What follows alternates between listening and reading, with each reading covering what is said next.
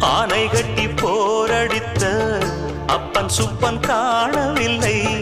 அன்று முதல் இன்று வரை அக்கரமும் வாழவில்லை. வெட்ட வெட்ட வாழைதான் அது அள்ளித்தரும் வாழ்வைத்தான். வெட்டி போட்ட மண்ணுதான் அதை கட்டி காத்தா பொண்ணுதான். நாம் வாழும் வாழ்வே அது சில காலம்தான். உறவோடு வாழ்ந்தா அது பூக்கோலம்தான்.